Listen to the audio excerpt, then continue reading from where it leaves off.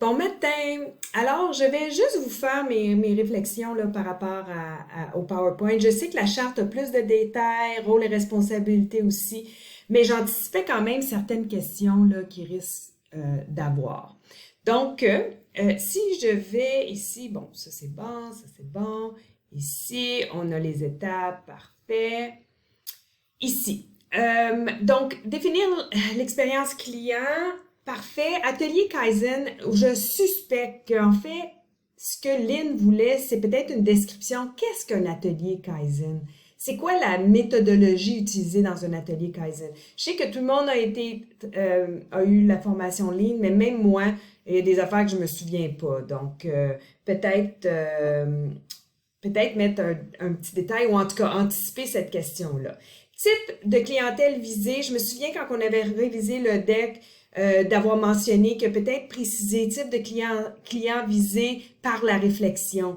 Parce que on ne parle pas ici des clients visés qui vont participer aux échanges, mais bien les clients qu'on va regarder là au niveau des parcours. Fait que ça, c'est un autre petit commentaire que peut-être que ça a besoin d'être clarifié. Euh, donc, un recueil, échange, cartographie, parfait, groupe focus, direction et gestionnaire, excellent. Sous-étape, ici, c'est pas très clair. Cette slide-là, je comprends qu'elle est nouvelle, là. Je l'avais pas vue, mais analyser les parcours déjà développés par ton secteur. Je suis pas sûre à qui on s'adresse ici, ton secteur.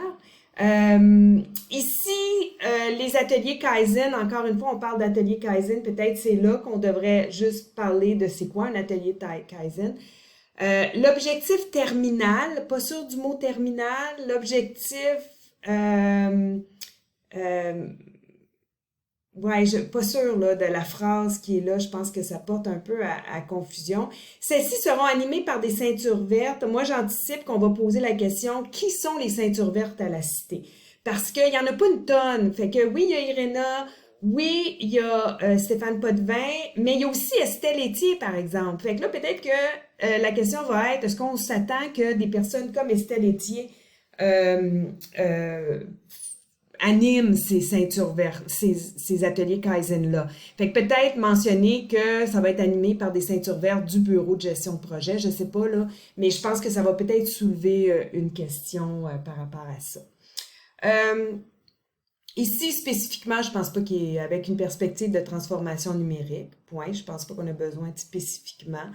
Euh, Identifier les gaps à combler entre la visée cible et l'existant. La visée cible, encore là, on parle de client visé, on parle de... donc, ça porte à confusion. Donc, identifier le gap à combler entre euh, ce qu'on veut et l'existant ou entre les parcours peut-être cibles et l'existant, mais il y a quelque chose là qui est peut-être pas très clair. Identifier les atouts à rechercher au niveau des solutions potentielles, atouts, pas sûr. Pas sûr qu'est-ce que ça veut dire, puis je suis pas sûre qu'ils vont trouver ça clair non plus. Donc peut-être à reformuler là, si vous voulez. Définir les capacités d'affaires, celle-là, bien représenter l'ensemble des capacités d'affaires et fonctions du collège, indépendamment des fonctions retrouvées au niveau des plateformes numériques. Pas clair. Je ne pense pas qu'ils vont comprendre qu'est-ce que cette phrase-là veut dire.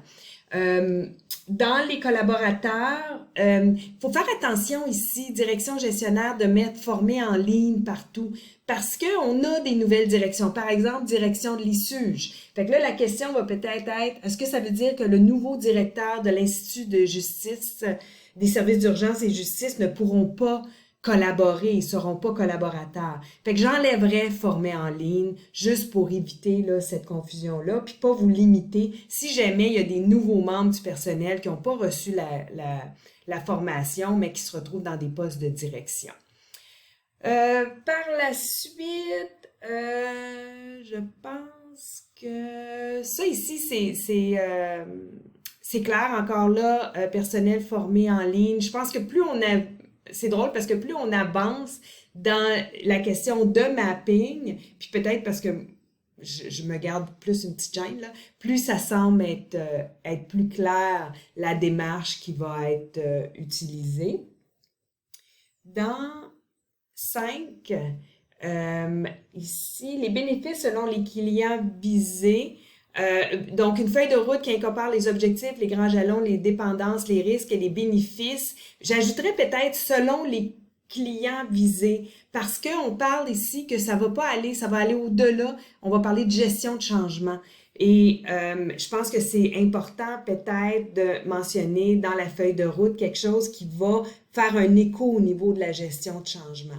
Naturellement, si on parle de risque, ben c'est peut-être les résistants, je sais pas. Mais juste, il y a comme un déconnect entre le livrable et l'objectif là, au niveau de la gestion de changement. Peut-être ajouter quelque chose là.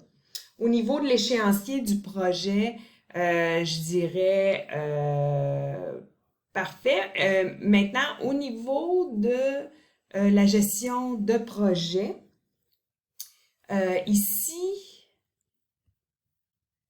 Ici, on a formé parrain et direction de projet sur l'approche ProSci. Moi, à ce que je sache, là, j'ai pas fait de démarche encore. Donc, il faudrait peut-être être prêt à répondre à la question, là, quand est-ce que la personne va être formée? Est-ce qu'on attend le directeur de projet? Est-ce qu'on a déjà, puis moi, je peux déjà là, regarder là, combien ça coûterait pour une formation pour 2 personnes? Est-ce qu'on décide de former plus de personnes parce que faire venir quelqu'un, parce que ça va être plus économique? Donc, il y a peut-être du travail qu'on peut déjà faire à ce niveau-là que j'ai pas entamé, mais que peut-être que ça vaut la peine de le faire. Fait que peut-être mentionner, en tout cas, c'est mentionné à ce niveau-là. Pour le reste, c'est bon. Ici, la slide 30. Il y avait un commentaire de Pascal qui indique que c'est pas clair les responsables pour chacun. Je suspecte, là, ben en fait, dans le rôle de responsabilité, c'est là. Ici, il faut faire attention là, au niveau de mettre les informations que ça fait dans les cases. Mais il y a peut-être lieu de mettre un petit lien, peut-être même ici, que tu peux cliquer, puis ça va directement au plan de gestion de changement. Donc, ça pourrait être une bonne façon là, de donner plus de détails par rapport à ça. Et la dernière chose, c'est ici, quand on parle de... Ici, on parle de communauté, lancement de communauté de changement. Je pense qu'on s'était mis d'accord que ça c'est pratique. Donc, ça serait de mettre lancement de la communauté de pratique. Alors, voilà. Donc, voici mes commentaires là, par rapport au deck. Merci.